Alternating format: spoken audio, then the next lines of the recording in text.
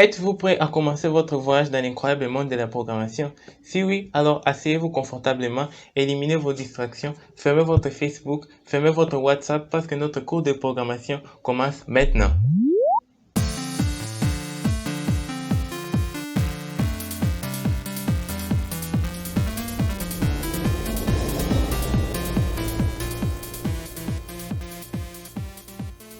Salut, soyez les bienvenus sur Noobcours pour notre première leçon de nos cours de programmation avec le langage Python. Je m'appelle Clément Albert Kazadi et dans cette vidéo, je vais répondre à cette question. Pourquoi être un programmeur? Et si cette vidéo vous a été indiquée par quelqu'un, alors remerciez-la parce qu'aujourd'hui, une nouvelle carrière peut commencer dans votre vie, celle d'un programmeur. Et même si vous avez déjà une profession, vous pouvez commencer à penser changer de profession et devenir un programmeur d'ici là. J'ai dit tout ça parce que la programmation est la grande passion de ma vie et rien ne me fait plus bien que de pouvoir enseigner la programmation aux autres personnes.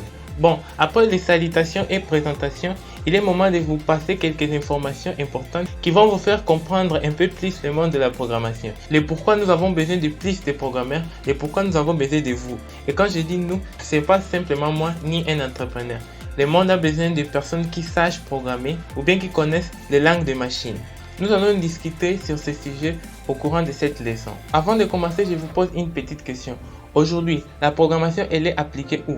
Et si votre réponse est assez simple pour ne dire que dans les ordinateurs desktop et laptop, votre réponse n'est pas si mauvaise. Mais il y a une chose que vous avez maintenant en main ou bien dans votre poche qui vous permet d'entrer sur internet, de prendre des photos de haute qualité, d'écouter des musiques, de faire des vidéoconférences ou même de regarder des vidéos comme celle-ci sur YouTube.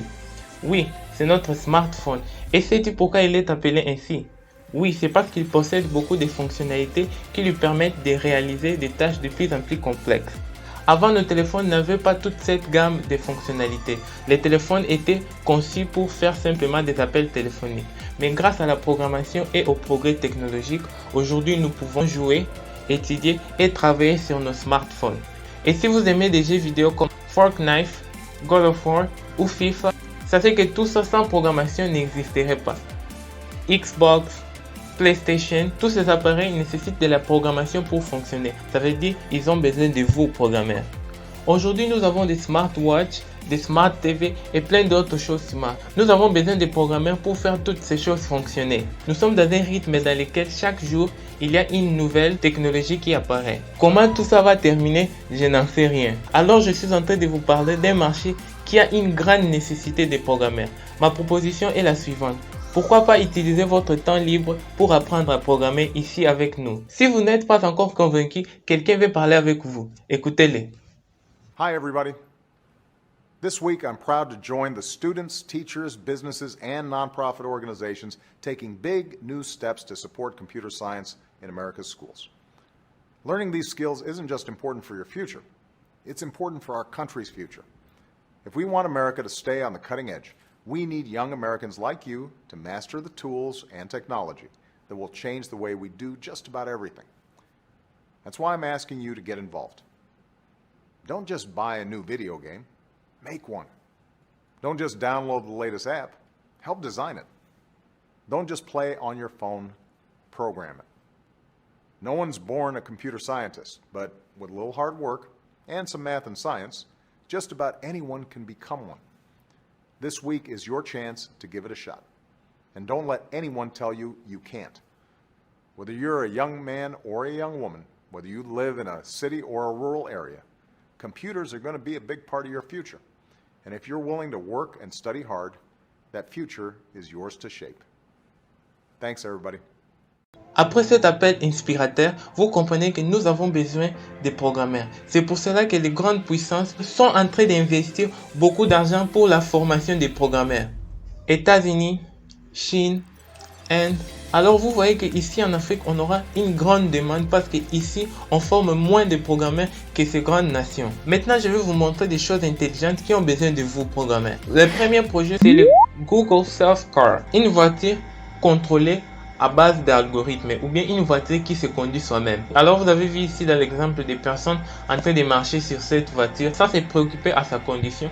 Ce n'est pas la première voiture du genre à se conduire soi-même, c'est l'une des premières. On a aussi un autre exemple, les voitures de Tesla aussi arrivent à se conduire soi-même à l'aide des algorithmes. Basiquement, ces voitures utilisent un système qui lui permet d'analyser la route, voir s'il y a des personnes, des voitures ou même des animaux. Et avec ces informations, l'algorithme de la voiture prend des décisions adéquates pour chaque situation. Il s'arrête pour laisser passer les piétons ou même des autres voitures ou même motos. Et si nous entrons dans ce concept des voitures qui s'autoconduisent, nous pouvons imaginer un futur dans lequel personne n'aura encore une voiture. Simplement, si je veux aller au cinéma, j'appelle une voiture qui va venir me prendre là où je suis jusqu'au cinéma. Il me laisse, il part prendre une autre personne. Une phrase que j'aime beaucoup, tout le monde dans ce pays devrait apprendre comment programmer un ordinateur parce que cela nous apprend à penser. Plus qu'à programmer, vous devez apprendre à être créatif, à avoir un raisonnement plus profond, à savoir résoudre les problèmes qui peuvent apparaître au courant de votre vie. Tout ça, la programmation va vous apporter. La personne qui a dit cette phrase, c'est l'une des personnes la plus visionnaire que je connais, Steve Jobs. Malheureusement, il n'est plus entre nous, mais sans doute qu'il a fait une grande contribution dans le domaine de la technologie, principalement dans le design et programmation. Alors nous pouvons citer quelques avantages de la programmation. Et je ne suis pas en train de parler de devenir millionnaire et faire beaucoup de voyages. Quelqu'un qui apprend à programmer et apprend bien, apprend à résoudre les problèmes plus vite. Vous allez voir que lorsque vous aurez appris à programmer, vous allez prendre des grands problèmes et vous allez diviser en petits problèmes et vous allez résoudre chaque problème pour qu'à la fin, tous les problèmes en global soient résolus. Celui qui apprend à programmer devient aussi créatif. Un autre avantage, un grand esprit communautaire. Au fur et à mesure que vous apprenez à programmer, vous allez prendre vos projets que vous avez faits, vous allez disponibiliser à la communauté et vous allez travailler en communauté avec des autres programmeurs. Un autre avantage, apprendre de nouvelles choses plus vite. Une fois que votre cerveau rencontre la programmation, je vous assure une chose, votre cerveau ne sera plus le même. Si vous avez pensé à programmer, il y a quelques affirmations que vous pouvez entendre. Comme pour programmer, il faut savoir parler l'anglais. Ou pour programmer, il faut être un maître en mathématiques ou en physique. Vous n'avez pas besoin de savoir parler anglais ni d'être un maître en mathématiques. Savez-vous ce qui réellement demande beaucoup d'anglais et beaucoup de mathématiques? C'est votre vie. Parce que quand vous entrez sur votre YouTube, ou bien sur votre Facebook, ou bien sur votre WhatsApp, vous êtes en train d'utiliser l'anglais. Ces termes sont en anglais. Si vous êtes capable de mémoriser ces termes et d'écrire, vous êtes capable aussi de mémoriser les commandes que je vais vous passer et que nous allons apprendre dans ce cours. Souvenez-vous la dernière fois que vous étiez au cinéma. Lorsque vous avez payé un billet de cinéma, vous avez calculé l'échange que la personne devait vous remettre. Ou bien lorsque vous calculez combien reste de la somme de l'argent que votre cousin vous a prêté. Alors vous utilisez déjà la mathématique dans votre vie. Simplement nous allons voir quelques concepts un peu différents, mais c'est pas quelque chose de maître en mathématiques. Vous pouvez les faire tranquillement. Alors rassurez-vous, vous n'avez pas besoin de parler anglais ni être un maître en mathématiques. D'autres affirmations aussi que j'écoute sont du genre « Je suis trop vieux pour apprendre à programmer ». Non, la programmation n'a pas d'âge. Vous pouvez utiliser votre expérience et appliquer dans la programmation. Il n'y a pas d'âge pour apprendre à programmer. D'autres questions. Je suis très jeune pour apprendre à programmer. Moi, sincèrement, je crois qu'un enfant, du moment qu'il a une coordination motrice, elle peut déjà commencer à apprendre à programmer. Alors, comme je viens de le dire, il n'y a pas d'âge pour apprendre à programmer. Ça dépend que de vous. Une question que je trouve réellement bizarre, c'est cette question. Mais je suis une femme. La programmation, c'est pas quelque chose des hommes. La programmation, c'est pas le travail d'hommes ni des femmes, mais des personnes intelligentes. Et vous êtes une personne intelligente. Alors venez apprendre à programmer ici sur Noob Cours. Une autre question aussi, je suis dans un autre domaine. Pourquoi apprendre à programmer? Oui, c'est nécessaire que tu apprennes à programmer parce que lorsque tu vas créer quelque chose de nouveau, tu sauras comment demander à un programmeur de faire ce que tu veux, de transformer ton idée en programme. Une chose que j'aimerais vous dire, votre apprentissage à la programmation a peut-être commencé aujourd'hui, mais je vous assure, elle ne va pas s'achever le lendemain. C'est un long chemin vers le perfectionnement de vos connaissances sur la programmation. Devenir un bon programmeur ne dépend que de vous. Alors voilà quelques problèmes que quelques personnes trouvent en apprenant la programmation. Le premier, c'est le manque d'engagement. Si vous ne vous engagez pas apprendre quelque chose, vous n'allez jamais apprendre. Alors si vous voulez apprendre à programmer, engagez-vous. Souvenez-vous les jours que vous avez terminé un jeu vidéo que vous avez joué. Ça a été dit, non? Mais comme vous avez tellement aimé les jeux vidéo là, vous avez, malgré toutes les difficultés, vous avez terminé ce jeu. Alors, si vous voulez aussi apprendre à programmer, faites comme les jeux vidéo là que vous avez terminé. Luttez malgré les difficultés parce que à la fin de compte, vous aurez appris à programmer. Un autre obstacle ou problème que les personnes trouvent, c'est être pressé. Dans notre cours, je vais vous proposer quelques exercices. Et ces exercices ont leurs réponses sur Internet. Vous pouvez être ce genre de personne qui va simplement sur Internet, copie la réponse, colle et dit c'est ça, j'ai appris à programmer. Non, vous n'avez pas appris à programmer. Vous avez copié et vous avez collé. Ce n'est pas ça que j'ai fait de vous. Je veux que vous soyez capable de créer des programmes vous-même. Si vous avez quelques doutes, vous pouvez aller sur Internet, consulter comment les autres ont fait, mais ne jamais copier et coller. Ça, c'est être pressé. Et notre difficulté ou obstacle, peu de pratique. Pour cet obstacle, je vais vous montrer une vidéo. Vous êtes en train de voir ici dans cette vidéo, une personne a été de faire du skate.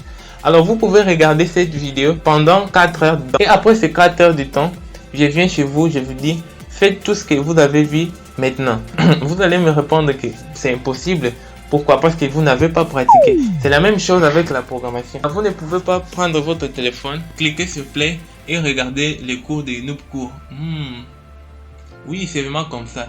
Si vous ne pratiquez pas, vous n'allez jamais apprendre. Alors pour vous aider à pratiquer, nous avons préparé plus de 30 exercices pour notre cours de programmation. Alors c'est beaucoup d'exercices dans l'envie que vous appreniez à créer des programmes. Tous les exercices auront des vidéos de résolution, mais je vais laisser un temps pour que vous puissiez faire ces exercices sans voir la réponse. Après quelques jours, il y aura la vidéo avec la réponse. Alors pratiquer, c'est quelque chose d'extrêmement important. Je ne sais pas les secrets pour le succès, mais je sais celle pour la défaite.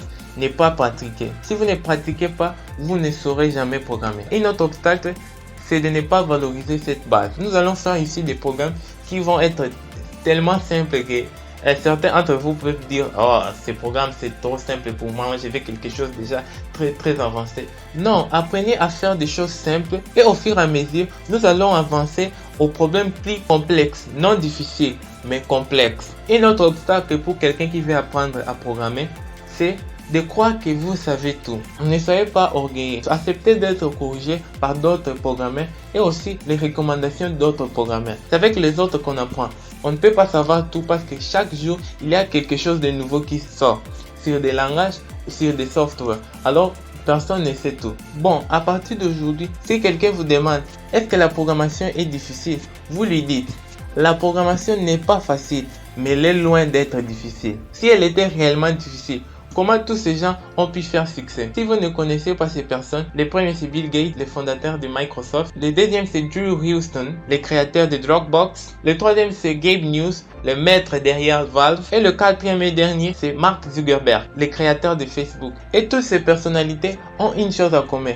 Si vous dites beaucoup d'argent, oui, vous n'avez pas tort, mais ils sont tous des programmeurs par essence. Et ils ont un message pour vous. Celle de ne pas être pressé, de ne pas sauter des étapes, de commencer toujours par des exercices simples. Écoutez-les. I was 13 when I first got access to a computer. I wrote a program to play tic-tac-toe. I think it was pretty humble beginnings. I think the first program I wrote asked things like, what's your favorite color? Or how old are you? The first time I actually had something come up and say, hello world, and I made a computer do that. It was just astonishing. Learning how to program didn't start off as wanting to learn all of computer science or trying to master this discipline or anything like that. It just started off because I wanted to do this one simple thing. I wanted to make something that was fun for myself and my sisters. And I wrote this little program and then basically just add a little bit to it. And then when I needed to learn something new, I looked it up either in a book or on the internet and then added a little bit to it. It's really not unlike kind of playing an instrument or something or playing a sport. It starts out being very intimidating, but you kind of get the hang of it over time. Coding is something that can be learned, and I know it can be intimidating. A lot of things are intimidating, but what isn't? Addition, subtraction, that's about it. Even if you want to become a race car driver or play baseball, or build a house. And all of these things have been turned upside down by software.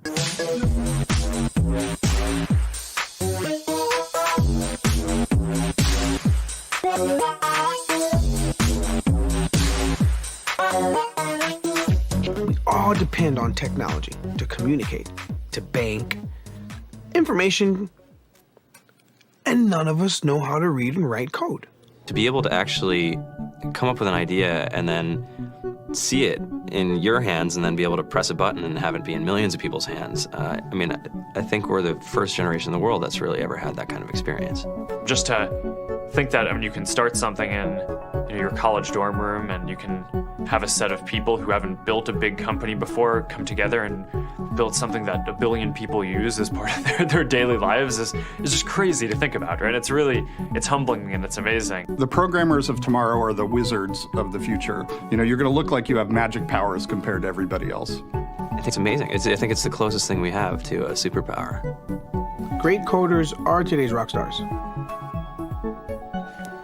That's it. Comme vous venez d'écouter, il faut toujours commencer avec des choses simples, ne jamais sauter des étapes parce qu'au fur et à mesure qu'on apprend, on va toujours commencer à créer des choses plus complexes. Alors, ça ne sert à rien de sauter des étapes. Après ces messages inspirateurs, il est moment de voir dans quel domaine les programmeurs travaillent ou bien sortent de programmeurs. Nous avons le premier qui est un programmeur desktop, c'est lui qui est responsable pour faire des programmes pour des ordinateurs comme les Microsoft Word ou même Excel. Ce sont des programmeurs desktop qui le font. On a les programmeurs web. Ce sont des programmeurs qui sont responsables pour la création des sites web comme Facebook, YouTube, Twitter et consorts. Le prochain, c'est le programmeur mobile. Un exercice simple. Prenez votre téléphone, ouvrez votre grille d'applications. Toutes les applications que vous allez trouver, ce sont des programmeurs mobiles qui les ont programmées. Les prochains, c'est des programmeurs IoT. Si vous avez l'internet sur votre frigo, sur votre horloge, sur votre porte, tout ça, ce sont des programmeurs IoT qui les font. IoT, ça veut dire Internet of Things.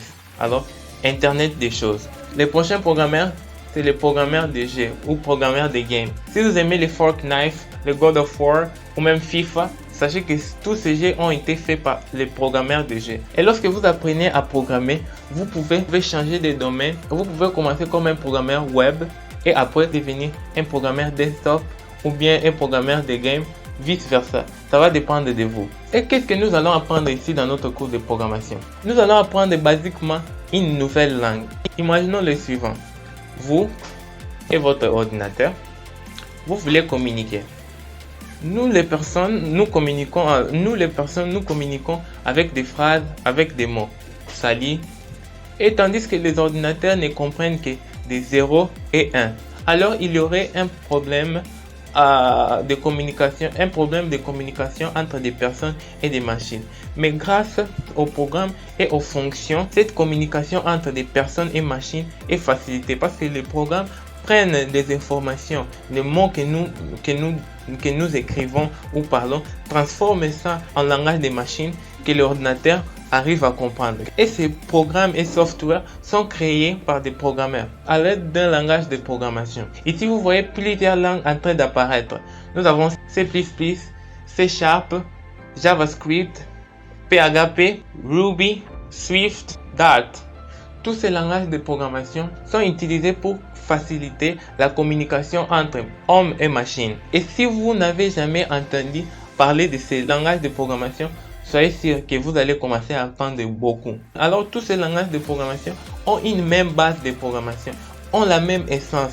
Une fois que vous aurez appris cette essence, vous pouvez apprendre le nombre de langages de programmation que vous aimerez. Parce que tous les langages de programmation respectent cette même base. Alors moi, je choisis de vous donner cette base, cette essence de la programmation avec un langage qui devient de plus en plus populaire. C'est le langage Python. Une fois pris cette base de programmation, vous serez capable d'apprendre d'autres langages parce que tout respecte, comme je viens de dire, la même base. Il y aura quelques différences en syntaxe, mais c'est pas quelque chose de grave. Si vous avez déjà compris comment Python fonctionne, vous allez comprendre aussi comment les autres langages fonctionnent. Et cette vidéo arrive malheureusement à la fin avec une promesse de vous revoir dans la prochaine vidéo qui va être disponibilisée la prochaine semaine. Alors je vous revois dans la prochaine vidéo dans laquelle nous allons parler quels sont les avantages du langage Python par rapport aux autres langages et quels sont les désavantages. Nous allons aussi voir d'où est sorti cette langage, qui a créé et l'évolution de cette langage. Alors je vous demande déjà de s'abonner sur notre chaîne YouTube pour être notifié lorsque la nouvelle leçon sera disponibilisée ici sur notre chaîne YouTube. Et suivez-nous aussi sur nos réseaux sociaux parce que produire un cours de programmation comme nous sommes en train de faire ici totalement gratuit, ça nous a coûté du temps et de l'argent. Et la manière la plus simple que vous pouvez nous remercier et nous motiver, c'est de s'abonner sur notre chaîne YouTube et liker cette vidéo, commenter ici bas qu'est-ce que vous avez aimé, qu'est-ce que vous n'avez pas aimé.